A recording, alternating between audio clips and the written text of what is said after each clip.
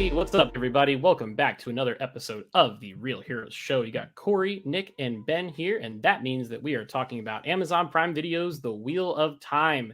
In this episode, we will be talking about spoilers on episode 4, which was entitled The Dragon Reborn. So if you have not seen that, go over to Amazon Prime, enjoy the 62 minutes of fantasy television, and then come back and see us. Before we get started, we would really appreciate it if you like this video, subscribe to the channel, help us get to our goal of 1,000 subscribers. Ben, you're back in sunny Florida. Have you thawed out from your trip up north? Just barely, but we're finally getting there. Yeah, all right, fair enough. Good. Nick, how are you, sir? Caffeinated. yeah.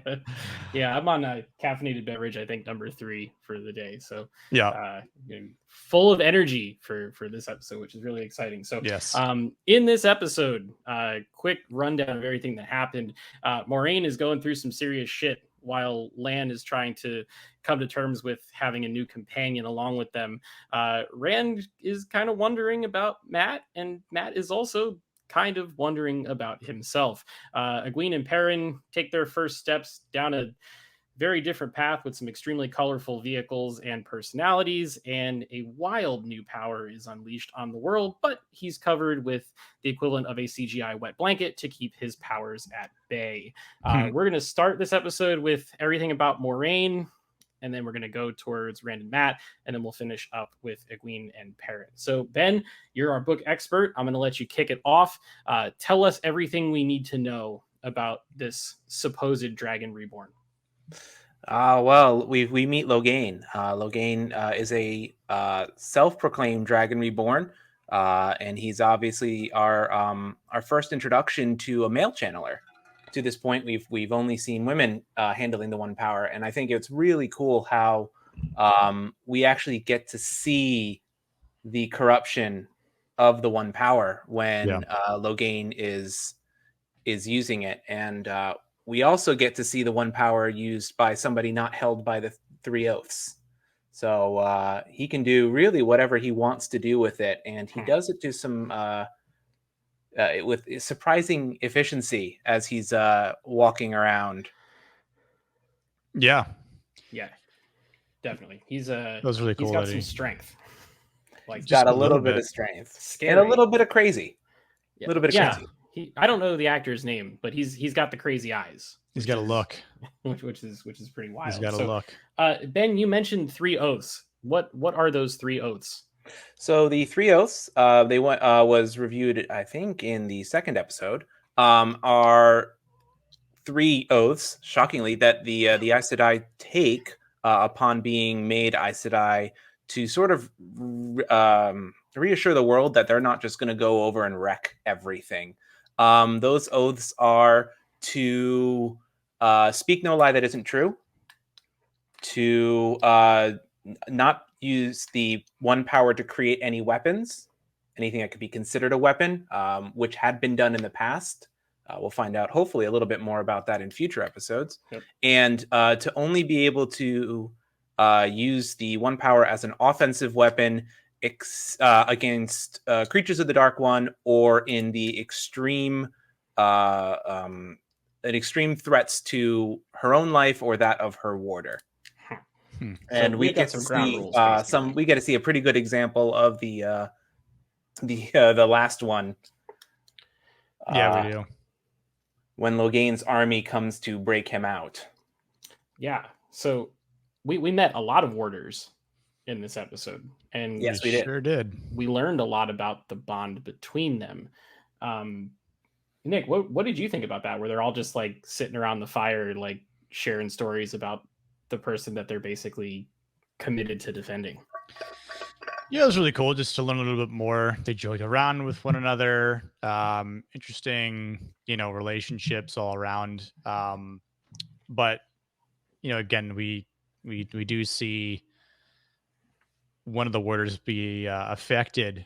I think it was Steppen, who has falling out because of his who is it, Karine or Karen? I forgot how they pronounced her name. Who gets yeeted by Logain in that cave, and he feels it like right in the battle, and he almost gets he almost gets murked right then and there, but he kind of blocks it with his dual axes. He was really cool. I kind of wonder if like him and Nynaeve have some sort of bond in the future. I don't know, like kind of got this weird vibe, not weird, but interesting vibe between them. I could just be looking into it a little much, but it was cool though to hear them talk a little more in a group of warders. Yep. And we also get to see a couple of differences between some of the Aes Sedai. How the Greens, they have multiple warriors, and the Reds have none. Yeah. I thought that was pretty interesting. Ben, you texted this to me, and you were like, "Yeah, there's the Reds that do this, and then there's the Greens that do this, and then there's the Blues, which, well, the Blues are just Moraine." So elaborate on that for me. So yeah, as I texted to you, there are 7 Ajas, and each of them sort of deals with a different part of tower responsibility. Reds, we learned, deal with the use of the misuse of the one power. Greens are the so-called battle Aja, and they are there to counter the Dark One's own channelers in the last battle. And frankly, the others, which we'll learn about later, all have something that very quickly came to my mind, and then I could not for the life of me remember what the Blues do. And that's why I said, well, the Blues are Moraine, because she's really the most important Blue that we experience, especially continuing through the books. But Blues do have a purpose. They basically like to say they're there to save the world. They focus on righteousness and justice. So it certainly makes sense why Moraine is our protagonist, who is trying to find this Dragon Reborn, because their greater effort is to save the world. And what how much better can they do that than saving it from being broken by the Dark One? Yeah, for real. Because there's that one green Aes Sedai that was in like the woods of the forest when Loghain's army was attacking them, and she was doing work. She was casting spells and just blowing them up, and sending these weird shockwave spells out at sometimes one at a time, sometimes multiples. And so it definitely makes sense as far as the battle aspect of it, which again was really cool to see that. I had a buddy of mine who saw it before I did, and because I was out of town, but he watched like all 4 episodes, and it's like, dude, have you seen the 4th episode yet? And I'm like, no, not yet, man. I gotta watch it. And he's like, dude. I'm like, shh. I watched on the flight home from Orlando, and I'm on good old Southwest Wi-Fi. I'm texting Corey. I'm like, dude, have you seen what Alana does yet? And he's like, no, I haven't watched the episode yet. Okay, so that was Alana. Okay, that's Alana. Yeah. She was badass. Wild. Yeah, super cool. And really the cool. way they shot it and framed it, they made it look. It has like some spectacle, and there's some epic nature behind it, which is really cool, considering that the showrunner of this said that they have a small budget compared to the Lord of the Rings show that Amazon is doing next year. That's massive. Yeah, he said that in a Hollywood Reporter interview, which is pretty fascinating. So so I want to talk for a few seconds about the very last scene where this false Dragon Reborn gets released from his wet blanket and starts to wreak havoc on everybody. And stuff is going through people, throats are slashed, everybody's dead, and then Nynaeve is there, and she howls and heals everyone all at once, which except for Kareen. She didn't get healed. I can fill in the blank there. Okay, everybody else was dying. Kareen is dead. It was dead already. One power can heal anything short of death. Gotcha. That's actually good to know, because if not, it could just turn into a comic book type thing where exactly doesn't matter. So no, dead is dead. But she heals a whole bunch of folk. Yeah. All at once without touching them, just in close quarters, it seems to be. And got that prayer healing. Out of pure anger, she just gets seeing everybody. She heals them all up. It's gonna be real interesting to see. Or to hear your thoughts, Corey and Nick, now that we know that Nynaeve can channel, and she's ridiculously powerful at channeling, how is she going to feel about the Aes Sedai? Because she's made it perfectly clear she doesn't like them. She doesn't trust them. Yep.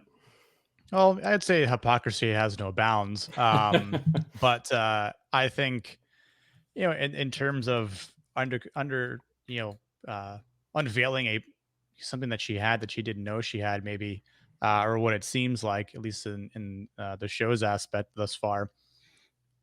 Again, I think also because Karina's dead, Steppen is kind of rolling solo now. That's why I almost feel that they might sort of find this new bond between them.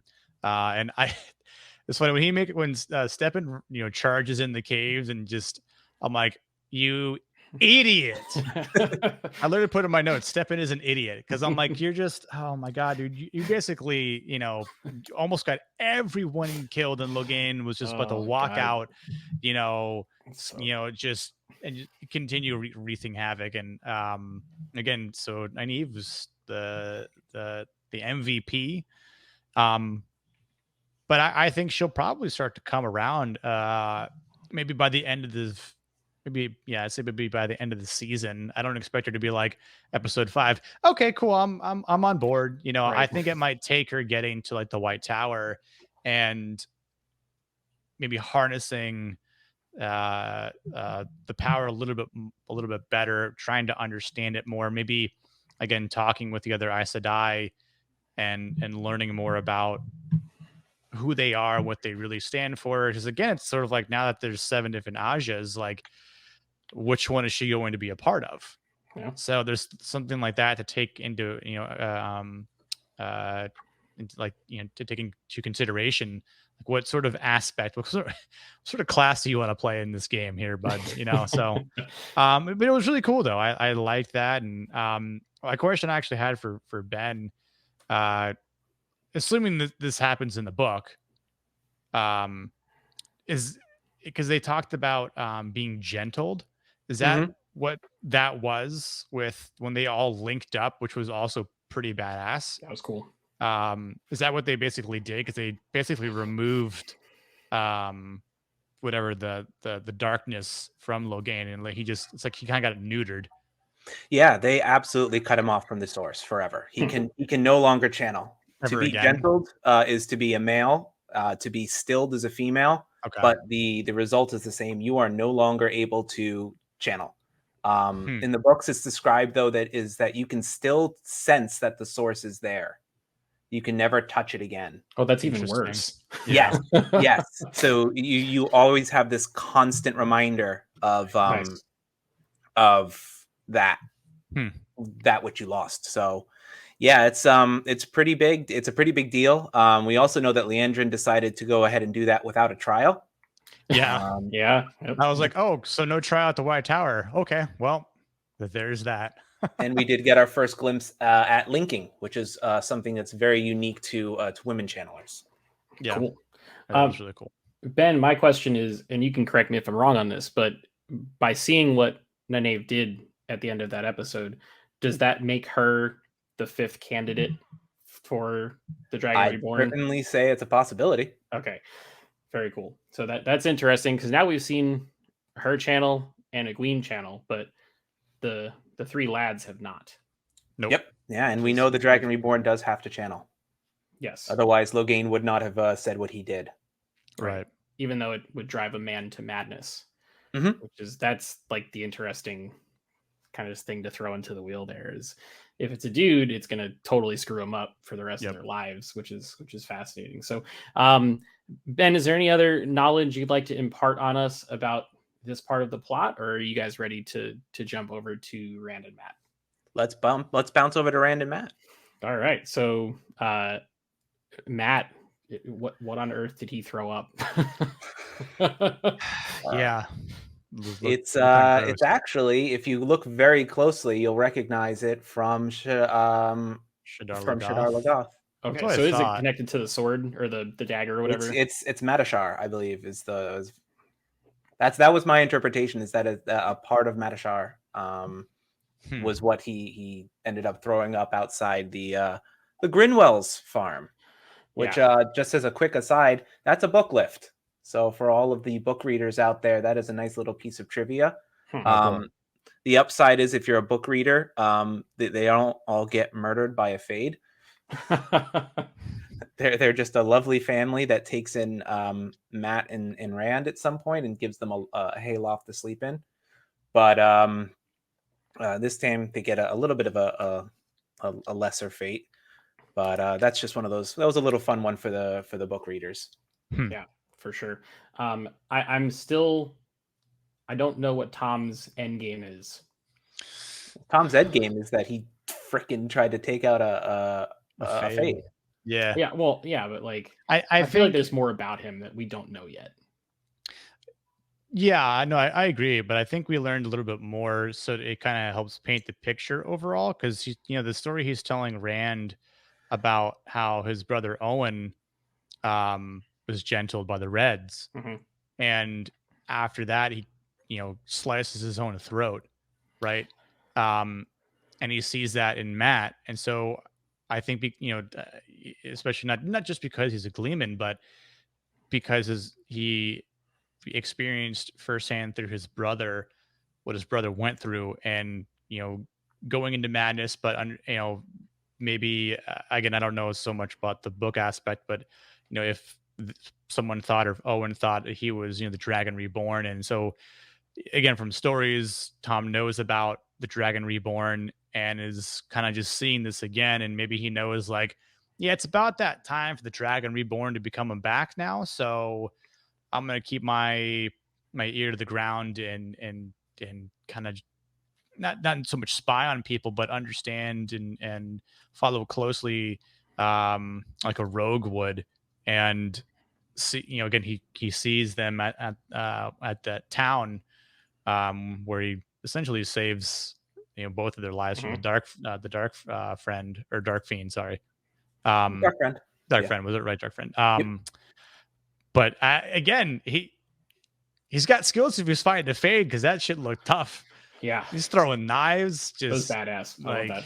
so. I imagine he's not dead, because we didn't see him die. We didn't see him live. we all know either, that but, old trope. Yeah, but yeah, the trope is a cardboard trope. television. So I imagine they all obviously scurry off away from him, but I wonder when Tom's going to come back.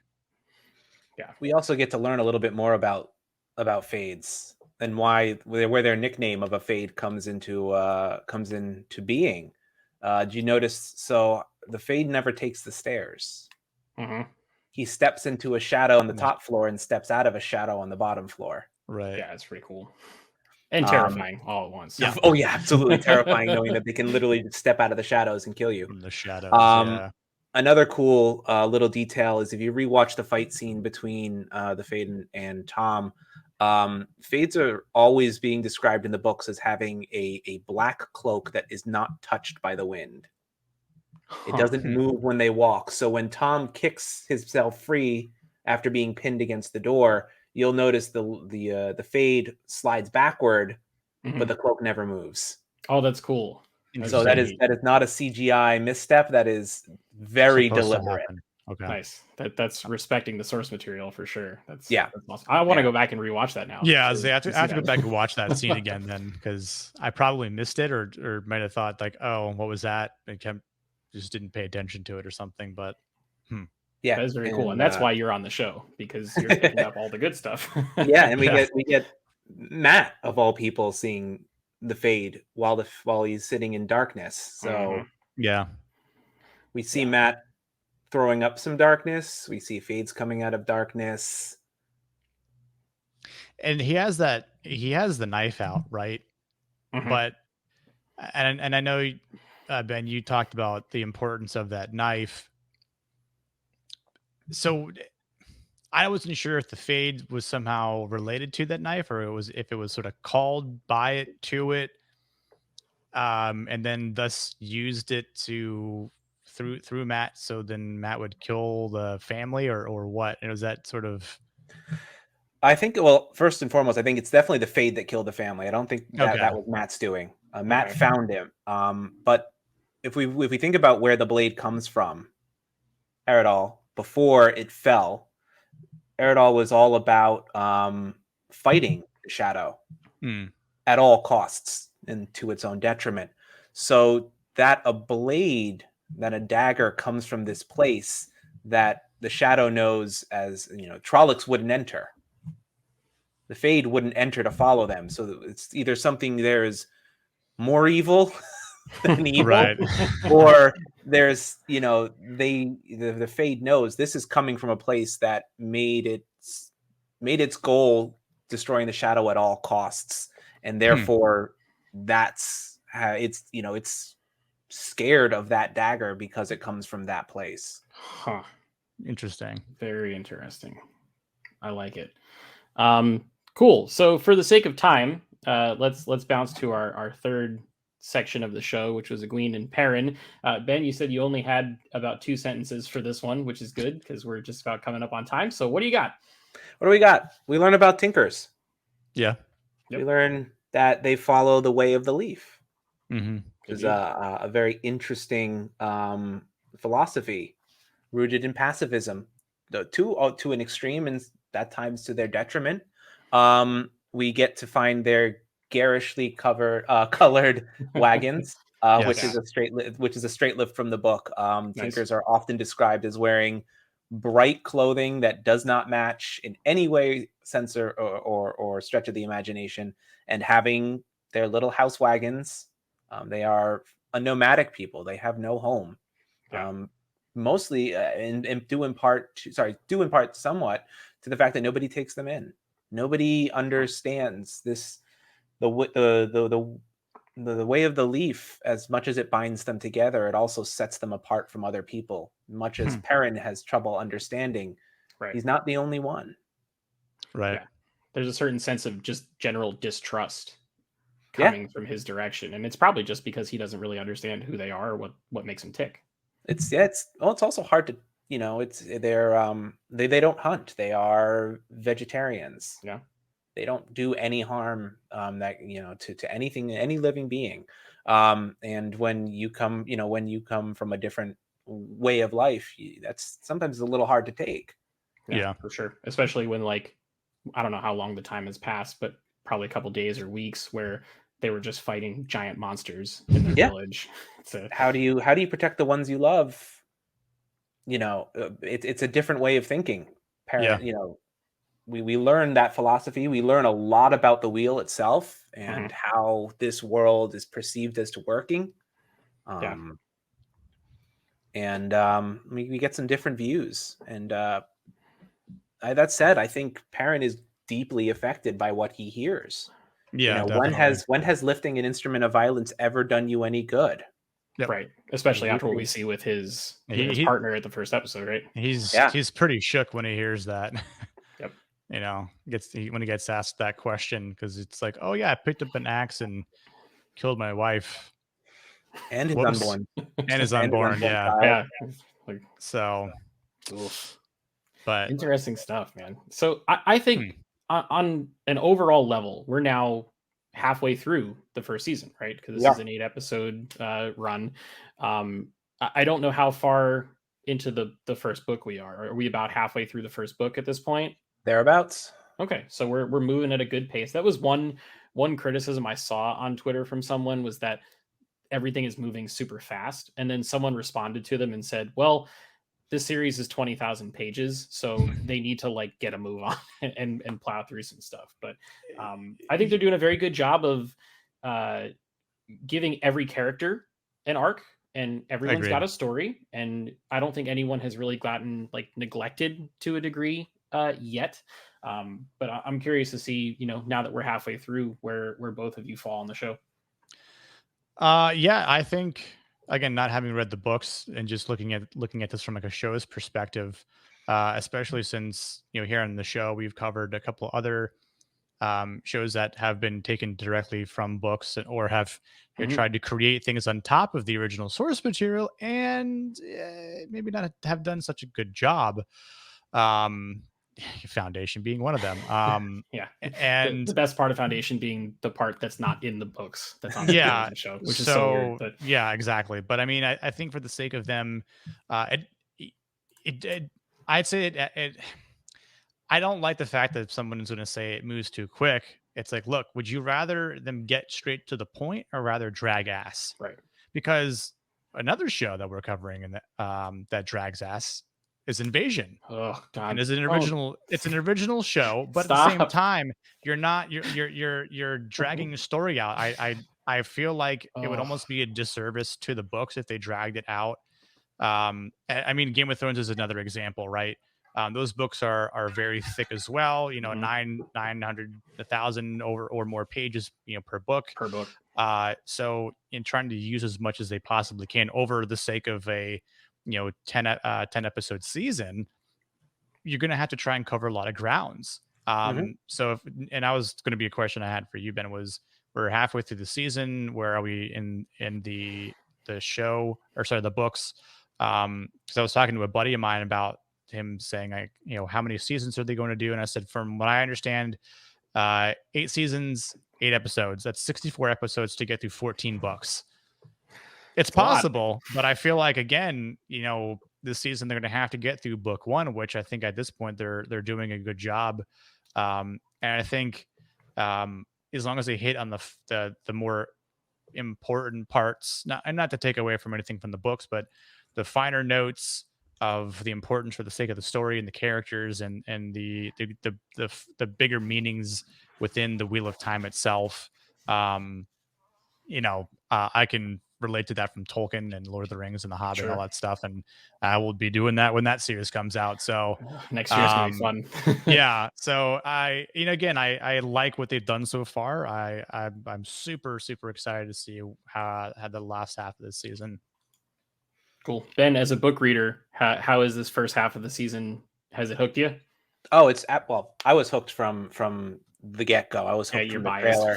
But yeah, I mean, of course the show has to move quickly because not only is there so much material to cover, but it's a television series. You don't have as much time to breathe and hook and bring people in. People are expecting we need our action beat now and we need to do this. So you have to cut a lot of things. And among those lines, Corey and I were discussing the Hollywood Reporter article earlier. And Rafe mentioned that, you have to make hard choices, but there's a good chunk, maybe, fifth of the book that takes place in a city that has a character in it. We meet a character who later becomes a main character. And this is not a big spoiler. If you've been following the Wheel of Time television series news, you'll find out that they finally cast Elaine, and I couldn't figure out why they didn't have Elaine in the first season. And then when I read this article, Rafe said, "Oh yeah, if we introduce this character at a later time rather than giving her a cameo in the first one, we don't have to pay a main character money to show up in one episode and then 2 episodes, and finally they get their lead in season 4 or whatever. But you can also excise an entire city. And by excising that's sets, that's CGI work, that's all sorts of stuff. Screen time, it's extras and costuming. And so as much as I was, a bit, originally I didn't understand why are they cutting Elaine and why are they cutting Camlin? And that's such a big part. And that's when we meet Logain and blah, blah, blah. They got rid of tens of millions of dollars worth of set building and CGI work and screenwriting. And we bumped an actress to season 2, and okay, now we meet Logain in the middle of a forest, and we watch Alana go ham. But meeting him in the forest, did that really change much? Absolutely nothing. See, so that's it, right? In the books he gets paraded through in the books he gets paraded through the streets of Camlin, and that's it. And that's it. Okay, fair enough. We get a little bit of exposition from Moiraine explaining, he's been shielded at all 3. He's shielded by 4 Aes Sedai at all times because he's so powerful, and which is and then we meet Elaine, and then we get out. We meet some White Cloaks at some point, I think, but we get out of Camlin, and by removing that from season 1, we missed nothing. Interesting. Really, cool. we missed nothing. We missed the introduction of Elaine, but we get her next season, and Right. so So it's you'll an easy get her cut. when she's actually needed and when she's important to the plot, right? Is that kind of the Exactly. idea that we're getting at? Cool. Yeah, I think that Makes that sense. works. And another thing that's interesting too is it's only 8 episodes, right? However, like we're watching Hawkeye and we're watching Invasion and shows like that. A lot of them are only the typical 44 to 47 minute runtime, which is what an hour-long TV show is supposed to be. Right. All 4 of these Wheel of Time episodes so far have been between 57 and 62 minutes with no commercials and no trailers for any other upcoming things. They do the previously on, and that's it, and the rest is all episodes. So these are long ones. You're getting a true 8 hours per season, whereas with Hawkeye it's 6 episodes, but at the end of the day it's really only going to be like 4 hours and 45 minutes worth of actual material that you're seeing. So I don't feel like it's rushed. I don't feel like it's I'm not getting enough. I feel like it's moving at a good pace. It's keeping my interest, and very excited to see where the rest of it goes. And the thought of this and Lord of the Rings happening at roughly the same time of the year next year is fantastic. Very excited be good about that. So Ben, out of 10, what do you score in episode 4? Well, I think it dragged a little with Perrin and Egwene. I've also not always been the most interested in the Tinkers, just because it is a bit of a slowdown in the series. They're important, don't get me wrong, but it's always been a bit of a slowdown for me. Rand and Matt was full of little Easter eggs, and we get an awesome battle scene. We get to see a man use the one power. We get to see Alana go crazy. So that's like it's right up there with an 8 for me. Okay, cool. Nick, how about you? Yeah, I was going to go 8 as well. Yeah, I will agree. We'll do 8 across the board. I think this was my favorite episode of the show so Definitely far. Mine. I thought it moved the plot along really well. Had some great action, and it set up some stuff that's really intriguing. Can't wait to see where it goes. So that is going to do it and wrap up this video. Folks, if you're enjoying this show the same way we are, we'd love to hear from you. Drop us a comment below. I don't think we mispronounced or made errors on too much stuff, but if we did, please tell us. We love to fall on our faces, and we'll respond to every single one of those comments that comes through.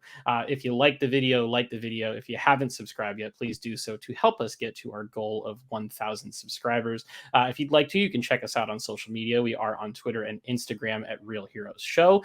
We've had some great content on the channel already this week. I had an Uncut Gems 4K review. Shane and I talked about Time. Nick and I talked about The Shrink Next Door. We've got some Hawkeye stuff coming. Dexter, a movie review of The Harder They Fall. God, what else? I can't remember. There's too much. Nick, is there anything else you're doing on your own? You're going to do the Kevin Hart thing, right? True story, yeah. So we have a ton of stuff already up on the channel this week with a ton more coming. So please stay tuned for all of that and so very much more. Until next time, we'll see you guys in the next video. Cheers. See ya.